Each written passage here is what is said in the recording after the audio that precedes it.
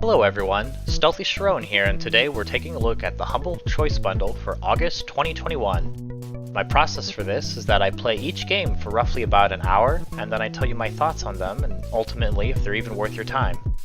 There were definitely some nice surprises for me this month. Please check the timestamps if you want to look at a particular game, and be sure to listen to my final thoughts in the end. Alright, without further ado, let's get to it! Encodya is a point-and-click adventure game set in a cyberpunk dystopian future. You play as a young orphan girl named Tina and a robot, SAM-53, or Sam. Together, you have to survive in the megapolis known as Neo Berlin. Point-and-click adventure isn't a genre that I play very often. The last point-and-click adventures I played are stuff from Telltale, like The Walking Dead or The Wolf Among Us. I usually don't like the puzzles in these kinds of games because I always get to a point where I get stuck and I can't figure out what to do. Luckily, Encodya has two difficulties. A standard, hard difficulty, where you don't get any hints and you can't press spacebar to highlight obtainable objects. And then easy, for people like me, where you can do those things. To be honest, I didn't really ask Sam for any hints at all, partially because I didn't play long enough to need them, and because he guilt trips you if you try to use them.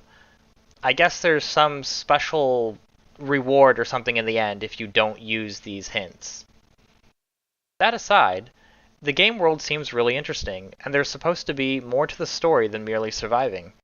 It seems Tina's father left her some secret mission to try and save the world, probably meaning you'll go toe-to-toe with the big corporations that run everything now. In my time with the game, I didn't get to see any of that, but I did like what I played through. The world seemed interesting, and they did a good job to make the city feel alive. Exploring it was made easier with some quality of life features, allowing the player to screen transition easier, or to make yourself run to a specified point with a double click. Also, in Encodya, you control both Tina and Sam. It was interesting to hear the different comments and dialogue that each character had on the same interactables. Not to mention, some characters are more suited to do certain things than others. My guess is puzzles increase in complexity as they play into this duality between the characters. I'm actually intrigued with this one just to see more of the world and story, although I still foresee myself getting stuck even with the hints. But I guess that's what the internet's for. Blue Fire is a 3D platformer Souls-like game where you play as this little dude jumping and fighting your way through the dark world of Penumbra. First off, I can't really comment on the story or setting too much as none of that was really explained, and I didn't see that much in my hour with it. You wake up in a cage, and then you set off in this dungeon-like place going through a very Dark Souls-esque tutorial area. Actually, it did remind me a lot of the intro to Effie from the June's Humble Choice, but this game is better than that. I think. It's hard for me to be objective with this one. I don't play Souls-like or 3D platformers that much, so I can't comment as to the shortcomings of this game compared to others like it. Personally, I felt frustrated with the game. I didn't really like the floatiness the character had in his movement, and I felt like I was skating on ice all the time. In combat, it feels the same, as you definitely have to be quick and fluid. Although, one, I realized that I did forget to use my shield, so there's that. And two, when I did learn the timings better, it did feel good. I felt like Yoda jumping around attacking my opponent. But then I'd always be reminded of the feeling of the movement in the void areas, which are purely platforming. I'm really bad at platforming games, as I'm sure I've mentioned before. I know it would just take practice and perseverance, but I really don't think I'd have the patience to do the more difficult areas, especially with how many times I died just in the second void instance. Again, objectively, I don't think this is a bad game, and if you liked what you saw or what I talked about, then definitely check it out. But I know that I don't plan on returning to this one. Nowhere Prophet is a roguelike deck builder mixed with a map travel mechanic. You play as a prophet who can communicate with machines. As the prophet, you lead a band of followers through a merciless wasteland trying to reach a crypt of knowledge and safety. The player travels along a randomly generated path which at times gives you choices in your destination. Go the longer, easier route and spend more resources, or chance it for something more dangerous but direct. This layout has been done in several games, one of the most notable ones being FTL. Along the way, the game presents the player with events with some sort of choice to make and consequences or rewards to follow. Many of these obstacles come in the way of a battle, which is where the meat of the game lies in its card battler and deck building. I thought it was well done and had some interesting mechanics. It uses a building energy system to play cards similar to something like Hearthstone. You start with 3 energy and can play a card, or cards, and then next turn you have 4 energy, and so on. So in the beginning you want to have lower cost cards to play and have higher cost for the end of the battle, which causes you to make certain considerations when building a deck. There's also a board element too, which affects how your followers can attack. And since these cards are essentially your followers, you have to keep in mind their health. If they get taken down in a fight, then at the end they get a wounded status. If you use them again and they get taken out, then they die and you lose them forever. This forces the player to either swap out cards, or followers in this case, for healthy ones, or play more carefully with the cards he or she has. I thought it was a clever system that forced you to change up strategies. Furthermore, your health isn't something that is revived from fight to fight either, so you have to be careful not to lose too much health, otherwise it will be much more difficult by the end of the run. First impressions of this game were really good for me, and I want to continue playing it. I would definitely recommend giving it a try if deck builders are something that you like. The next game is Drake Hollow, a survival base-building crafting game. In the beginning, you create your character and then follow a talking crow into a ravaged world known as the Hollow. The player soon meets the Drakes, a small, cute little race of plant-looking creatures that used to thrive before evil started taking over the land. Through exploring the world, gathering resources, and fighting off monsters, you could help the Drakes to eventually become strong enough to save their world as well as send you back to your own. Presentation-wise, I couldn't help but be reminded of Fortnite. Not the battle royale that just about everyone knows about, but what Fortnite was originally going to be. A resource-gathering, base-building tower defense. Even the aesthetic of Drake Hollow reminds me a lot of Fortnite. But those loose comparisons aside, Drake Hollow is a pretty good survival crafting game. Now, I say survival, but it's not your character that you need to care for, besides watching your health, of course. Instead, each Drake that you find goes back to a base camp that you need to build up. The Drakes need food, water, somewhere to sleep, and entertainment in order for them to survive. In return, these Drakes can give you gifts and buffs to help you in your quest to help them. I can see this as being a very satisfying game loop, seeing the progress of your camp grow into an eventual village. I thought combat seemed serviceable. Each weapon type seemed distinct, and I assume more complexity will be introduced as I get further into the game. It did seem a bit too easy, but the game has several difficulty settings and the ability to customize it in a variety of ways, so that could easily be changed. I heard about this game before the bundle, and I thought it looked interesting, but had never picked it up. I'm glad I own it now because this was a fun game.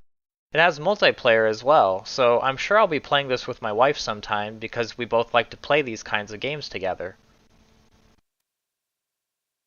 Cepheus Protocol is a large-scale RTS. I noted it down as an open-world RTS, which kinda sounds ridiculous, but the game worlds seem pretty big, and apparently they have an even larger game world that I think is literally called Open World Mode. The game seems to be inspired from Company of Heroes with the squads and the base building. There are several ground troops you can make that have their own abilities as well as vehicles. Now, what exactly are you doing? Well, you may have already guessed it from the footage, but you're essentially fighting a zombie infection. They're not exactly called zombies, but that's what they are. What's really interesting is how the game keeps track of the rising infection levels and the hordes being able to spread to the civilian populace. It really makes the game seem like there's this growing threat that you need to try and stop before it snowballs into something too unwieldy to put down. Cepheus Protocol really has a decent idea, but there's a certain level of jank that comes with this game too. Do keep in mind though, this is an early access title. I thought the UI wasn't all that great. You could customize it more to your liking, which is nice, but I think most notably the little tutorial box for the text was annoying. That being said, there wasn't much of a tutorial besides some slides and some pop-up messages. You're basically thrown into a game and expected to figure it out, which is alright sometimes, but I think this game has a lot of different things to it, so I think it would really benefit from something more substantial for new players. For instance, I knew that I needed to capture other command posts, but I didn't know how for the longest time, until I finally saw that I could build a capture truck from one of my base buildings in order to do that. I'd also say that the visuals seem rough. They look almost placeholder, but I assume the dev team will do a pass on them and other things, such as animations, polish, as stated in their roadmap. I don't honestly think this game should have been in this bundle. I assume they wanted it in the bundle for more exposure, but I can't help but feel that most people will look at this game and then not give it a second glance. It has potential, but it would be too off-putting for the average gamer, even the average RTS gamer. In a similar theme to Nowhere Prophet, As Far as the Eye is a game where you take a traveling caravan across a map to an end destination in order to outrun a coming flood. This game focuses on turn-based resource management and worker placement. The workers, or pupils as they're called in the game, take on a special form for whatever they are doing, and over time they gain skills that specialize them to a certain task. In each area, the player will be tasked with gathering a certain amount of resources they'll need to get to the next area. Any excess resources or mobile structures can be stored in your caravan in a little inventory management minigame. This has you think carefully about what exactly you need because you won't be able to bring everything. My guess is that there's a certain strategy for overcompensating just enough so that you can carry the most you can in the next area without wasting too much time. Because time is a factor. Every turn the water comes one step closer, flooding previous areas entirely. As you progress, certain obstacles or disasters can crop up, causing the player to rethink their strategy. I thought this game had a very pleasant atmosphere. The turn-based nature of the game meant that the time limit didn't seem quite as stressful. I'm sure I'll return to this game at some point in the future. The next game in the bundle is Carto, which is an adventure game with a unique puzzle mechanic. This game was a really nice experience. The visuals are soft and colorful, and the music was good to bring a calming atmosphere. Although it's not so calm in the beginning, as you're playing a young girl named Carto, who falls out of an airplane onto some random island. But her sense of exploration and wonder quickly makes up for that. Along with Carto is this magical map that can manipulate the world. As you move pieces on the map, it also moves the areas in the game world. Certain pieces can only connect if it has a matching terrain type. To any who've played board games like Carcassonne, then you'll know exactly what I'm talking about. Throughout your exploration, you'll find more pieces to flesh out the map and discover new places and people to talk to. Occasionally, you'll come across a person who might drop you some sort of hint in order to find something, such as needing to create a large forest out of forest tiles that you have because that's where somebody lives. It's really rewarding to see the map grow, and I found myself placing pieces in particular spots solely just because I thought it would fit better that way. In my time, most of the puzzle solving was fairly simple, with the maps not being that large. But I wonder how big the maps can get in their complexity. Before I played this game, I wasn't really that interested. Afterwards, I'm glad that I did. This is one of those hidden gems that are packed away in these bundles that definitely makes a purchase worth it. We Need to Go Deeper is a cooperative exploration game where you have to work together with your other crewmates to operate a submarine as you explore the mysterious depths of the living infinite. Each crewmate has to do different things to keep the sub operational, like managing power output, manning the guns, fixing any hull breaches, and of course, navigating the vessel. Along the journey, the player will come across hostile sea creatures that they'll need to fend off, as well as different points of interest, such as a hermit crab that gives you trash, random caves, and underwater civilizations. Not sure if you could communicate with the latter later on in the game because I couldn't understand them. Although I like that you could steal from them, but they don't like that too much. There's also bosses in the game that probably will require a decent amount of coordination with the players. In my hour with the game, I actually played the game by myself with some bots. I thought it was pretty fun, but kinda easy once I started figuring things out. I'm not sure if it's because I was in the early stages, as I only made it past the first two areas, or if it was because the bots make things really easy. I feel like that definitely had something to do with it, because they just dominated enemies rather easily. I imagine their usefulness dwindles as you delve further down, especially when compared to an experienced player though. My wife and I actually just got off a Sea of Thieves binge recently, and this game reminded me a lot of that. I imagine I'll be coming back to We Need to Go Deeper when I can bring an extra crewmate or two. The next cooperative game in this bundle is Out of Space, a game where you play as someone who's just moved into a new space apartment, but it's infested with these parasitic aliens that like to spread filth. It's your job to clean it up and turn this place into a nice cozy living space. In order to win a match, you need to have all the rooms in the house cleaned and battery operated, if applicable. It sounds like an easy task, but it's definitely more challenging than at first glance. Throughout a match, you need to be cleaning up each room along with managing your own sleep and hunger meters. Double this with the aliens mucking about, making everything filthy again. The strategy in the game then falls down to making sure you're doing the right task at the right time, such as filling a bucket of water or eating food. Also, choosing which room to tackle next is important. I found that if I opened up one room, then it might be a hassle to try and keep that room contained, because it has multiple entrances that are spawning more aliens that spread to other rooms in turn if you're not careful. Every bag of trash or alien that you toss into the recycler nets you some extra cash. A lot of the time, I use this money to buy new batteries since they are required to hold doors open and run appliances. However, batteries are also expensive, so managing your cash is important because you might also want to buy additional cleaning supplies or appliances to make your cleaning routine that much more effective. Out of Space has a certain charm that I think is appealing because who doesn't like a clean place?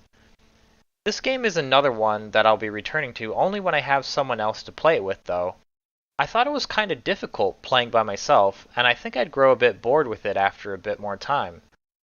But a session every now and then with a friend would make this a lot more enjoyable. Superliminal is another puzzle game in this bundle that I wasn't quite interested in upon first glance. This game takes place in the world of dreams, where you play as some sort of test subject who's trying to wake up from their dream. As the player makes their way through the levels, they need to solve various puzzles that all revolve around perception and optical illusions. I had no idea about this going in, so when I was doing the tutorial, I thought it was pretty trippy manipulating the objects to become bigger or smaller.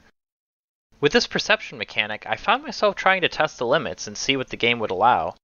It really is a unique concept, and I was definitely looking forward to seeing how they would bend reality in the next area. As far as the rest goes, I didn't really come across anything else that stood out. You're definitely playing this game for the unique gameplay feature, so if that doesn't interest you, then Superliminal probably isn't for you.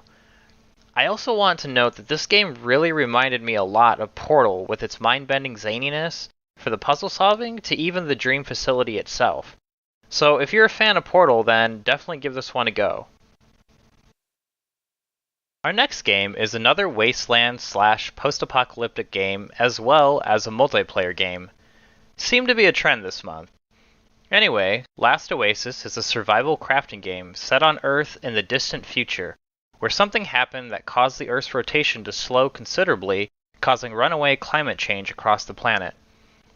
It's really hard to say much about a survival game after only an hour of playing, but from what I did see, it gave me a good first impression. However, keep in mind that my playtime was just based on the tutorial zone alone.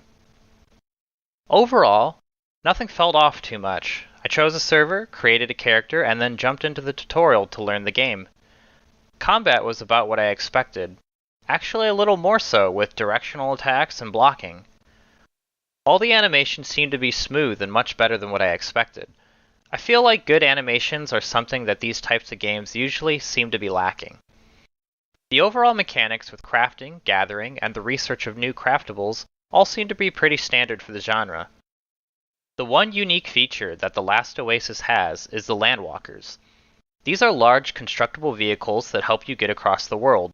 The lore behind them is that people create huge landwalkers and ride them as giant flotillas moving across the Earth, trying to stay one step ahead of the sun burning away the landscape. Anyway, gameplay-wise, I thought my little landwalker was pretty cool.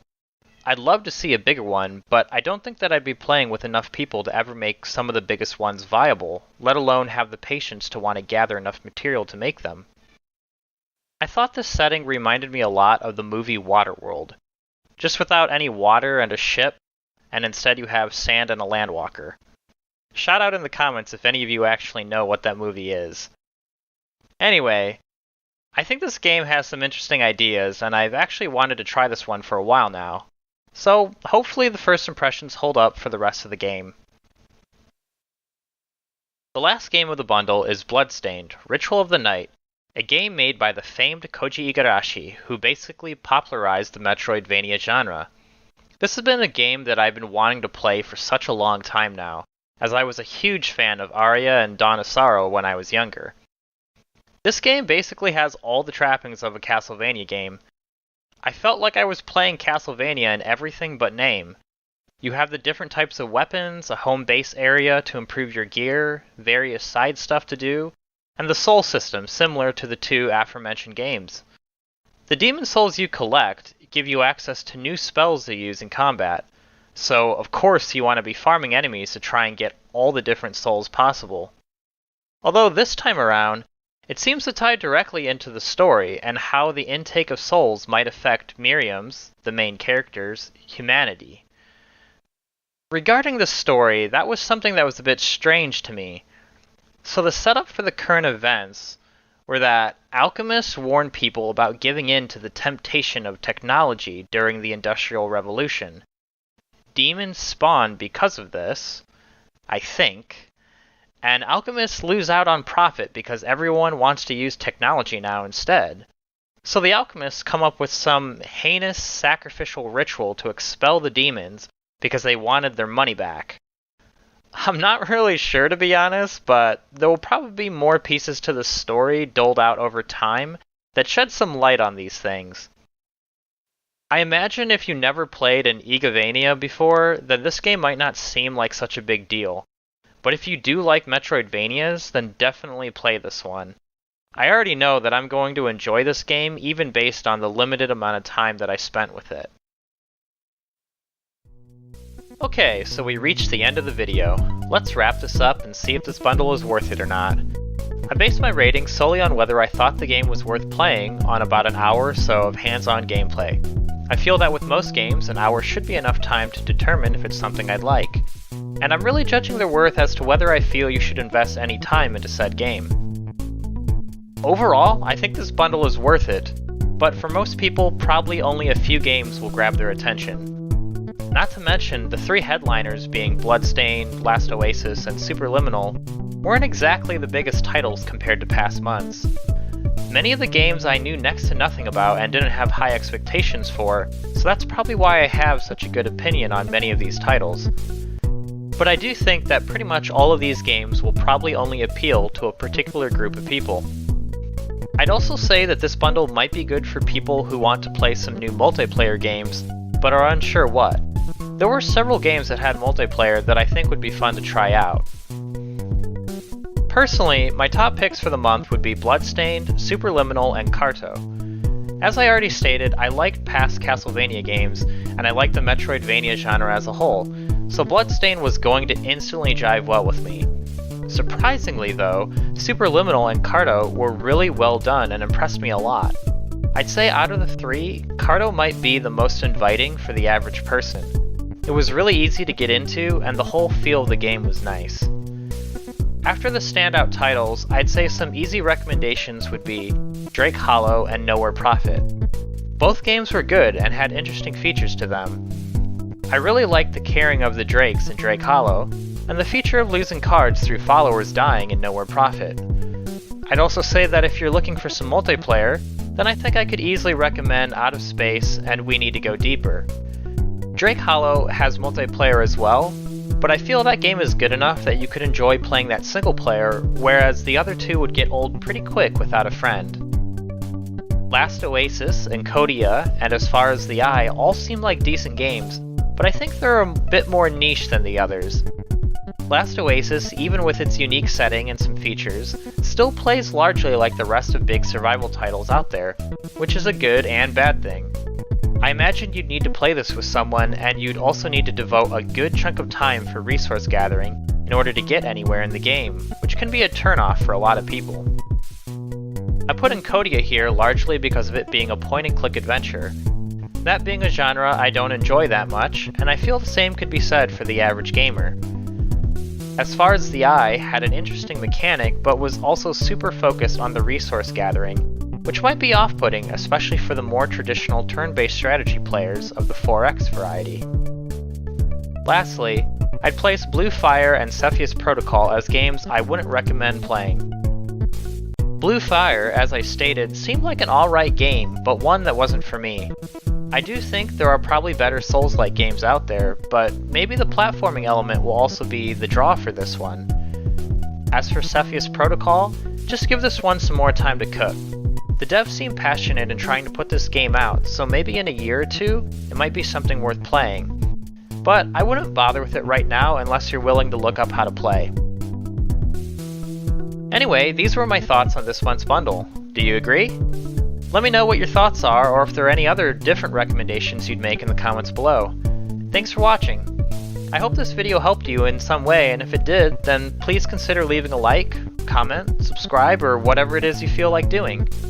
Thanks again, and have a nice day.